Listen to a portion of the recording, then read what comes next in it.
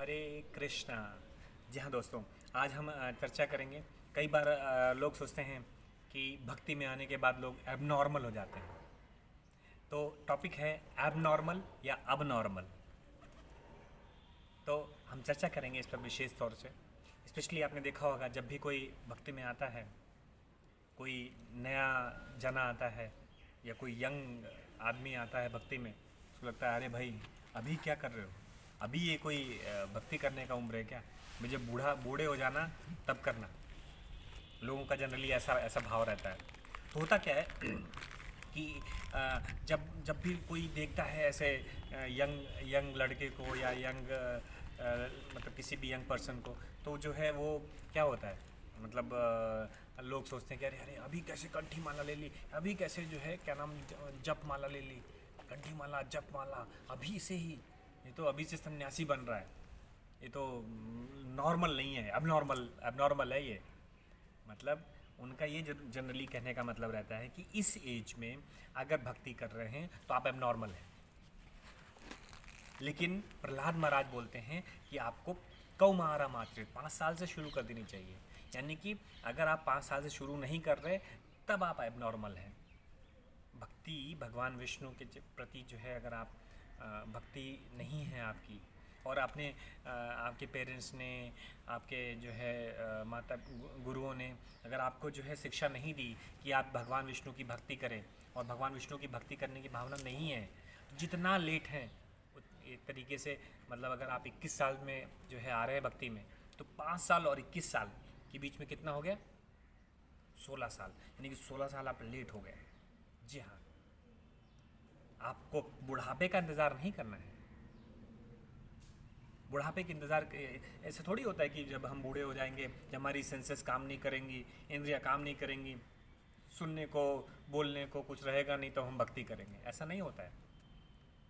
हाँ, भगवान भगवद गीता में ये जरूर बताते हैं कि अगर मृत्यु से पहले पहले अगर आपने अपनी इंद्रियों पे कंट्रोल कर लिया, आपने अपने क्रोध पर, आपने अपने अपने पर, अपनी इंद्रियों पर कंट्रोल कर लिया आपने, तो जो है आपका जीवन सक्सेसफुल है।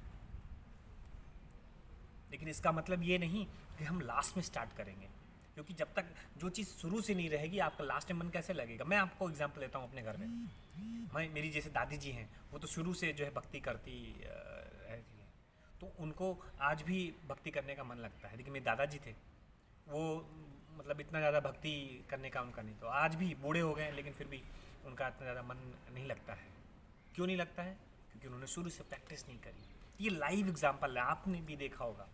मैंने देखा है बहुत सारे मंदिरों में कि बाहर या पार्क में बहुत सारे बूढ़े लोग बैठ के ताश खेलते रहते हैं। तो वो ताश खेलना क्या जो है ये उनका कर्तव्य है क्या? एक बार मैं आपको वाकया सुनाता हूँ। एक बार मुझसे किसी ने पूछा कि जो है, मैं एक्चुअली बस में चैंटिंग करते हुए जा रहा था, तो मुझसे किसी ने पूछा कि जो है ये अभी, मतलब कोई बूढ़ा व्यक्ति था, उसने पूछा अभी से ही? मैंने कहा हाँ अभी से ही। बोला अभी से क्यों भाई, जब बूढ़े हो जाना तो?